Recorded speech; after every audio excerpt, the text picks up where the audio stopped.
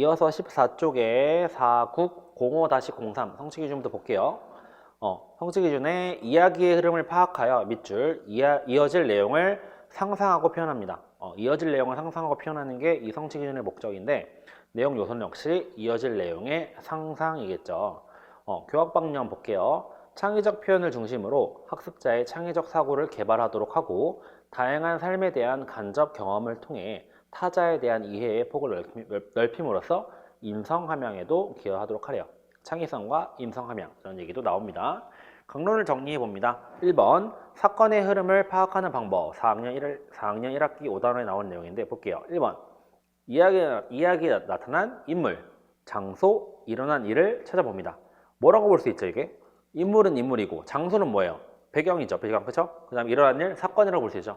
인물, 사건, 배경을 찾아보는 활동처럼 보이죠. 그 다음 2번 이야기에서 일어난 중요한 일을 찾아봅니다. 중요한 일 거기 밑줄, 중요한 일 밑줄. 3번 일이 일어난 차례를 살펴본대요. 일이 일어난 차례를 살펴보는 활동을 합니다. 주의점 볼게요. 사건의 흐름을 파악하기 위해 이야기를 읽을 때 밑줄 사건의 변화에 집중해 읽도록 지도한다. 사건이 어떻게 변하는지 집중해서 읽도록 하랍니다. 그 다음 이야기 속 사건으로 인한 인물의 행동과 그 결과 또 그로 인해 일어나는 또 다른 사건들의 관계를 살펴보도록 하여 밑줄 사건들 사이에 뭐가 있다? 인과관계 동그라미 인과관계가 있음을 지도하래요. 그 다음 2번 보겠습니다. 2번 이야기를 읽고 이어질 내용 상상에 쓰기 이게 본 메인이 되겠죠. 1번 사건이 일어난 차례 원인과 결과의 관계를 생각하며 밑줄 이야기의 흐름에 맞는 여기까지 밑줄 이어질 내용을 상상하게 써본다. 즉 이야기 흐름에 맞게 이야기를 상상해 쓰려면 기본적으로 주어진 이야기의 흐름을 알고 있어야겠죠. 그렇죠? 그런 활동이 선행되어야 한다는 거예요. 2번 이야기의 흐름이 자연스러운지 거기 밑줄 흐름이 자연스러운지 그 다음에 이야기 앞부분에 나온 내용과 새롭게 쓴 내용이 어울리는지 밑줄 그 다음 전체 이야기가 처음 가운데 끝의 흐름에 맞는지 밑줄 이거를 뭐 해야 돼요? 체크해봐야 된다는 거죠. 다시 한번 흐름이 자연스러운지 1번 내용이 어울리는지 2번 그 다음에 흐름에 맞는지 3번 이걸 살펴본다는 거예요. 3번 어색한 부분이나 흐름에 맞지 않는 부분을 어떻게 하면 돼요? 밑줄 고쳐 쓴다. 맞지 않는 부분을 고쳐 쓰기도 해야겠죠. 그 다음 참고자료입니다. 1번 문화작품 읽기 지도 전략을 활용한 이어질 이야기 꾸미기예요. 먼저 1번 이야기 구조에 대한 지식 적용한답니다. 거기 보면 플롯, 그 다음에 등장인물, 배경, 주제, 시점에 대한 배경 지식을 적용하는 전략이래요. 학생들은 작품을 읽거나 들으며 다음에 어떤 일이 일어날 것인지 이야기 도입 부분에 제시되었던 문제가 결말 부분에 가서 어떻게 될 것인지 기대를 해본대요. 그들은 스스로 듣거나 읽고 있는 작품의 이해를 돕기 위해 판타지, 역사적 사실, 그 다음에 그 시대의 실제적 사실과 같은 다양한 장르에 대한 지식을 응용할 수가 있대요. 그 다음 2번 밑줄 칠게요. 다른 문학 텍스트와 관련 짓기. 이것도 반응 중심 학습 모형에도 연관이 되죠. 비교해 보세요. 전에 들었던 이야기나 읽었던 이야기 또는 영화의 주제, 등장인물, 일화를 다른 이야기와 관련 짓는 것이다. 이 활동은 토의를 하면서 이야기가 어떤 연관이 있는지 질문하거나 관련된 내용을 찾아 기록하게 하는 방법으로 지도할 수가 있대요. 다른 이야기와 다른 텍스트와 비교해보는 활동 한다는 거죠. 관련을 짓는 활동. 그 다음 4번입니다. 만화 영화를 감상하고 사건을 생각하며 이어질 내용을 쓰기예요. 먼저 봅니다. 등장인물의 고민을 생각하며 오늘 일을 감상한대요.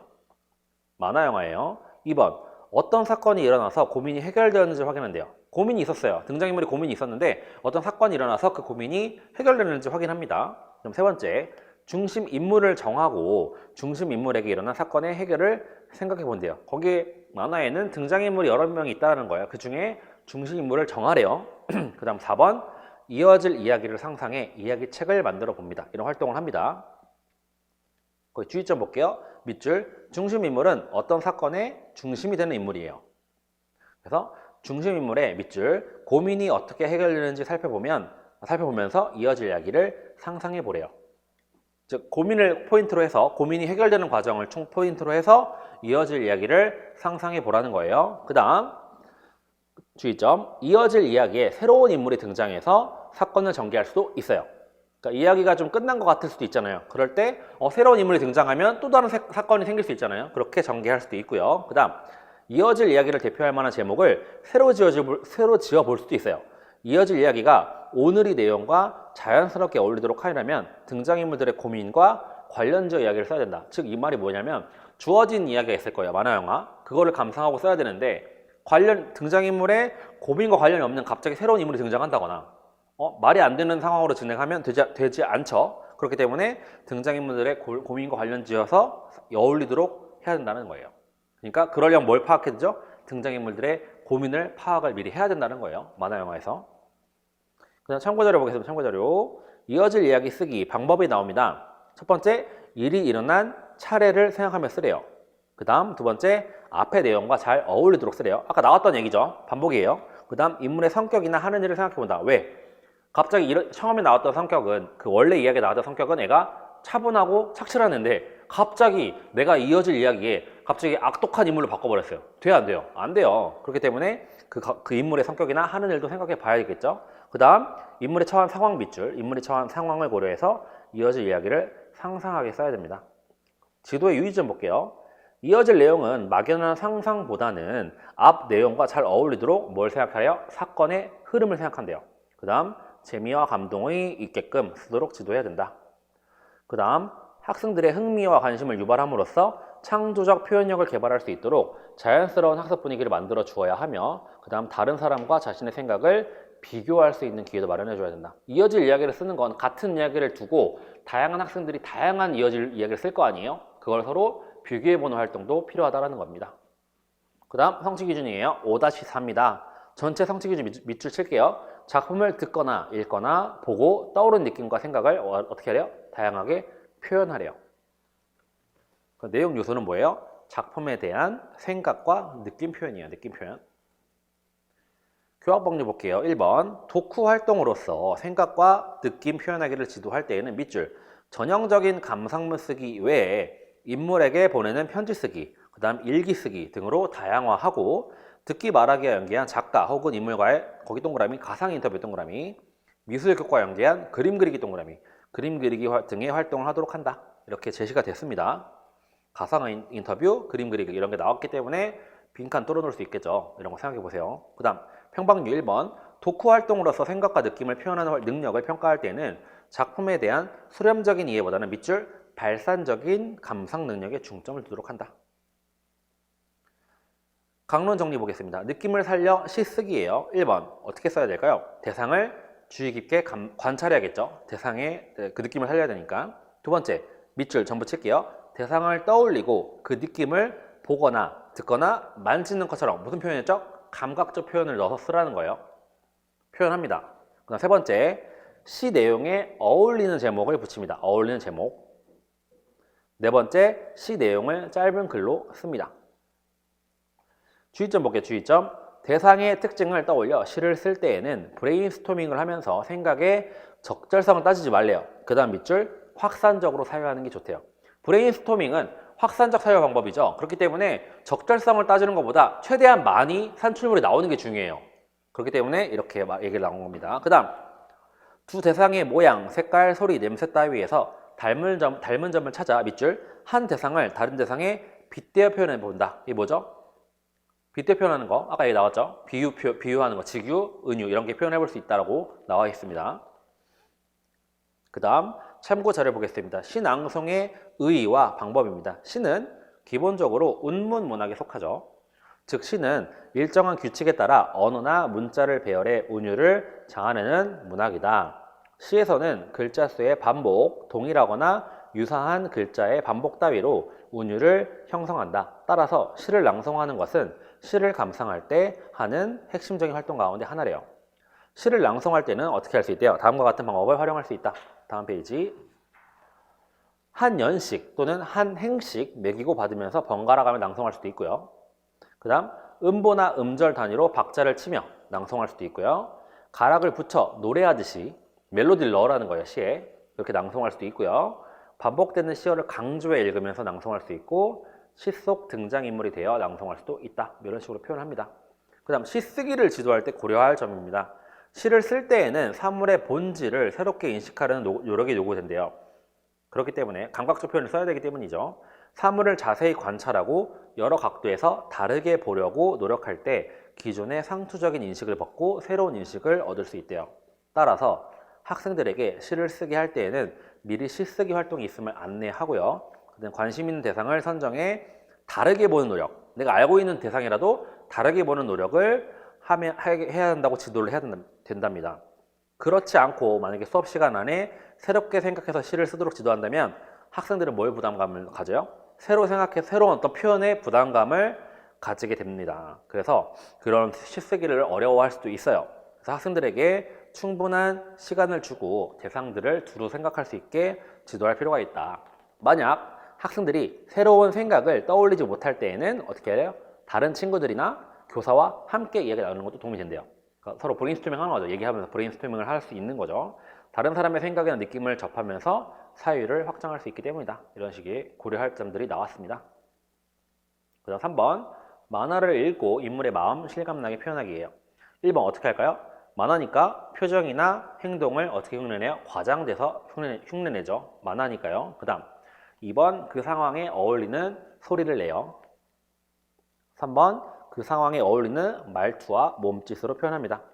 주의점은 다 밑줄 칠게요. 인물의 마음을 실감나게 표현하려면 인물이 처한 상황을 정확히 이해하는 것과 함께 비언어적, 반언어적 표현을 적절히 활용하는 것이 좋다라고 얘기가 나옵니다. 그 다음 4번, 인물의 마음을 만화로 표현하기 볼게요. 마음에 어울리는 표정과 몸짓을 과장되게 표현합니다. 만화이기 때문에 과장되게 계속 나오죠. 2번, 말풍선에 적당한 말을 넣습니다. 3번, 글 자체의 크기나 모양도 바꿀 수 있어요. 만화이기 때문에. 그럼 4번, 기호나 작은 그림, 그 다음에 주변 상황의 묘사 등을 활용할 수 있다라는 거죠. 좀 어떻게 보면 이렇게 문학도 그렇고 국어 자체가 좀 뻔한 내용이 계속 반복되죠. 그렇죠? 그런 것들도 꼼꼼하게 계속 생각해 보면서 공부하셔야 됩니다. 이거 너무 뻔하니까 그냥 슥슥슥 보지 마시고 이거 요약된 자료 한번 공부하시고 지도서 원본으로 뭐 보라고 했죠? 그 차시에 어떤 모형들이 적용되는지 좀 꼼꼼하게 보시라고 했습니다. 그 다음 5-5 성취 기준이에요. 마지막 성취 기준이죠. 재미나 감동을 느끼며 작품을 즐겨 감상하는 태도를 지닌다. 여기도 마찬가지로 문학에 대한 태도가 핵심 개념이고요. 내용 요소는 작품을 즐겨 감상하는 게 내용 요소입니다. 교학법률 볼게요. 작품을 선정할 때는 문자로 기록된 문학에 국한하지 말고 아동극이나 동영상 등도 적극적으로 활용한다. 여기서 그래서 뭐가 나오죠? 만화 영화 같은 거 나오는 거예요. 그 다음 문학의 생활화를 위해 학교나 가족 혹은 또래 집단을 소재로 한 작품 중에서 현재 자신이 겪고 있는 고민을 성찰하는 데 도움이 되는 작품을 찾아 읽도록 하며 교과서에 수록된 작품에 국한하지 않고 다양한 작품을 교수학습 자료로 활용한다. 그 다음 평방류도 마찬가지로 다양한 작품을 활용하라는 얘기예요. 강론 정리 보겠습니다. 재미나 감동을 느낀 부분 생각하면 시 읽기예요. 1번 시의 장면을 떠올리며 시를 읽습니다. 그 다음 시에 나오는 인물이 되어 묻고 답하기 놀이를 해요. 활동의 흐름입니다. 주의점 밑줄 칠게요. 인물이 한 행동으로 뭐 할 수 있어요? 인물의 마음을 짐작할 수 있어요. 그 다음 3번 시에 나오는 인물이 한 경험과 밑줄 비슷한 자신의 경험을 떠올려 보고 그때의 느낌을 말한다. 4번 시를 읽고 느낀 재미와 감동을 친구들에게 소개합니다. 이런 활동을 하고요. 그 다음 그럴 때 거기 1-1이라고 적어뒀죠. 시에서 감동을 느낀 부분을 찾는 방법이에요. 어떻게 찾는지 볼게요. 1번 시를 읽고 어떤 장면이 떠오르는지 생각해 봅니다. 2번이 밑줄 칠게요. 자신의 경험이나 느낌과 비슷한 일을 떠올려 보는 활동을 합니다. 그 다음 3번 시에 나오는 인물의 마음이 어떠한지 생각해 보고요. 4번 어떤 부분이 기억에 오래 남는지 떠올려 봅니다. 이걸 통해서 시에서 감동을 느낀 부분을 찾을 수가 있죠. 그 다음 2번이에요. 이야기를 읽고 재미나 감동을 느낀 부분을 찾는 방법이에요. 1번 주인공의 특이한 행동을 살펴봅니다. 그 다음 두 번째 밑줄 역시도 비슷한 부분이 나오죠. 주인공의 경험과 비슷한 자신의 경험을 찾아봐요. 그러니까 이런 부분이 굉장히 중요한 거예요. 자신의 경험 찾아보는 거 계속 나오죠. 3번 가슴이 뭉클해지는 부분을 찾아본다. 그 다음 역시도 비슷한 내용입니다. 작품에서 재미와 감동을 찾는 방법. 1번 주인공의 특이한 말이나 행동을 주의 깊게 본다. 자신의 경험과 비교하여 생각해본다. 여기도 경험 나오죠. 3번 예상하지 못한 방향으로 이야기가 흘러가는지 찾아본다. 그 다음 참고자료 보겠습니다. 문학 작품 감상을 위한 활동이에요. 각 등장인물을 상징하는 낱말을 3개씩 골라 문장으로 만들고요. 이런 활동 할 수 있다 이거예요. 두 번째, 한 인물을 선택한 뒤에 그 인물의 현재 심정을 글로 써보는 활동도 할 수 있고요.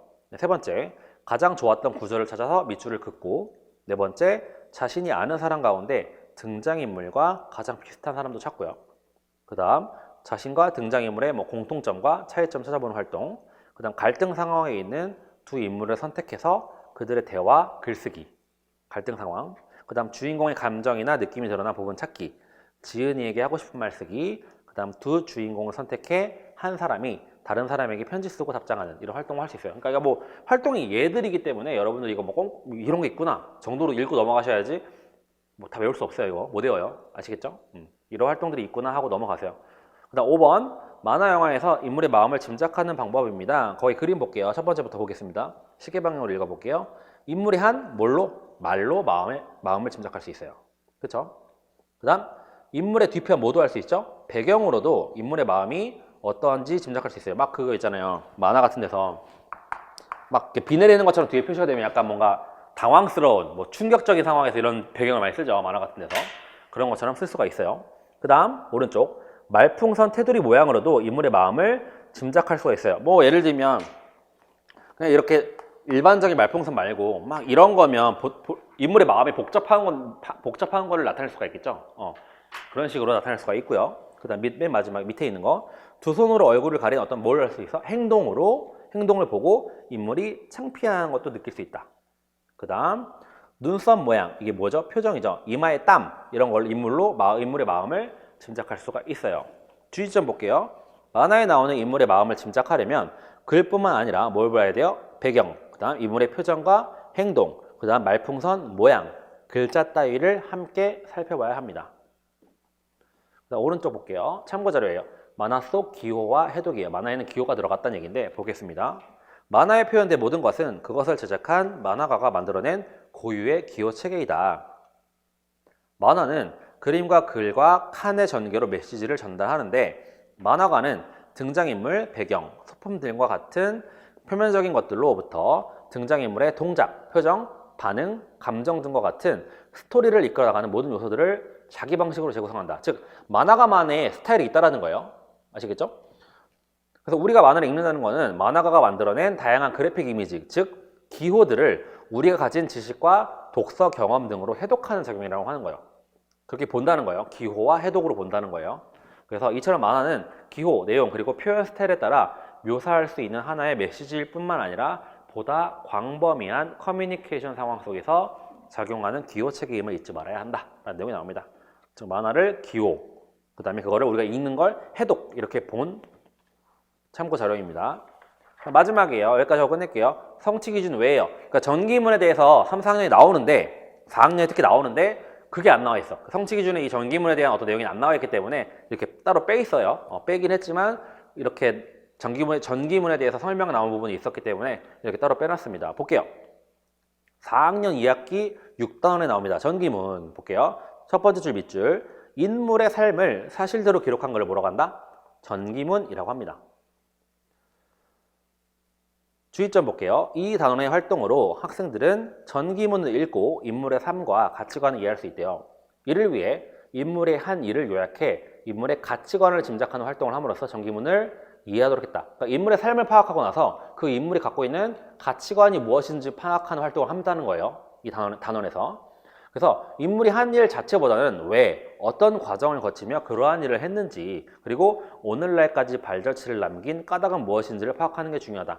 전기문은 어쨌든 위인이잖아요. 그렇죠? 보통 위인을 많이 보기 때문에 이런 사람들이 어떤 일을 갖고 어떤 삶을 살았는지를 보고 그 사람들이 살았던 가치관이 어떤 건지 이걸 파악하는 활동을 한다는 겁니다.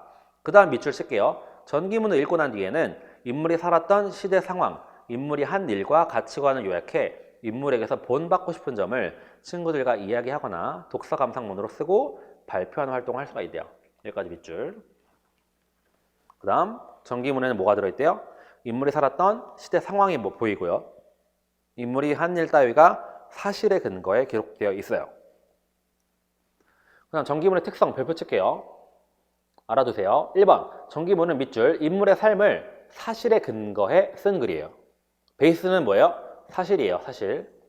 두 번째, 전기문에는 인물이 살았던 뭐가 들어있죠? 밑줄, 시대 상황이 나타납니다.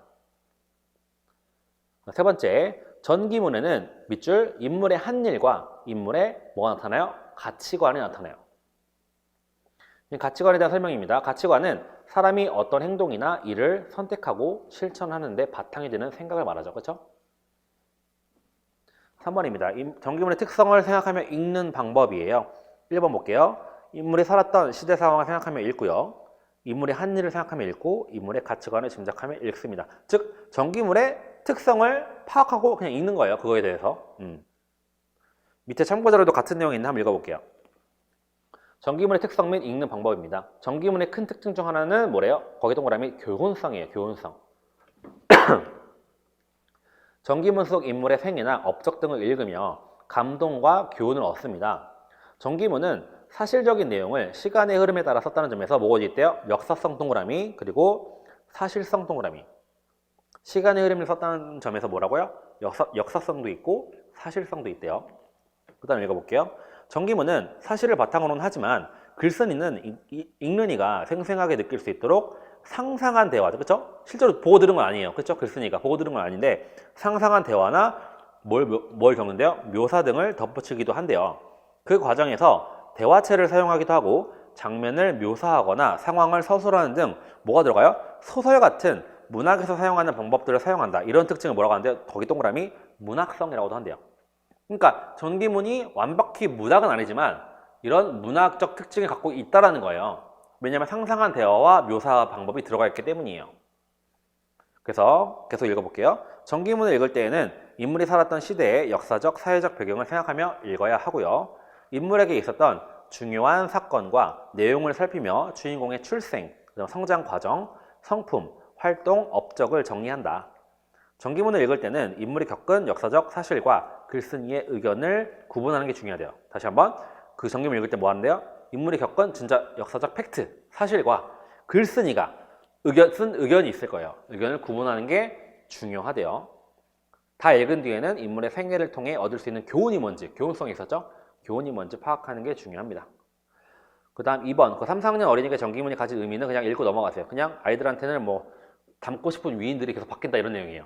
아주 어린 애들이기 때문에 이 위인책 읽으면 이 위인절 읽으면 이 위인 삶을 따라가고 싶고 막 바뀐다는 내용이니까 참고로 읽어보시고요.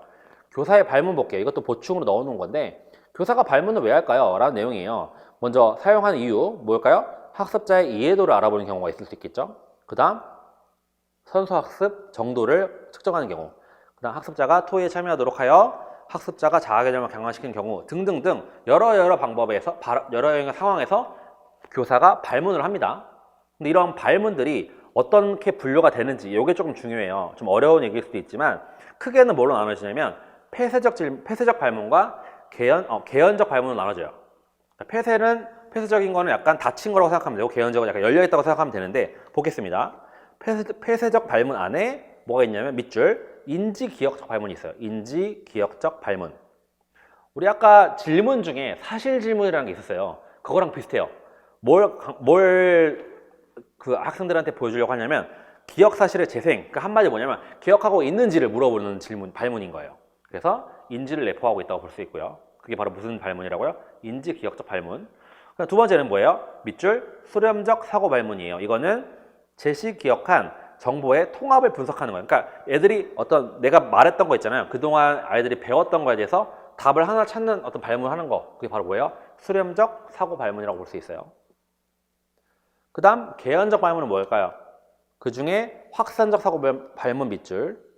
최대한 학생들이 많고 가능한 대답을 하는 게 중요해요. 그래서 창조적 사고에 자극을 주는 거라고 볼 수가 있죠. 확산적 사고 발문.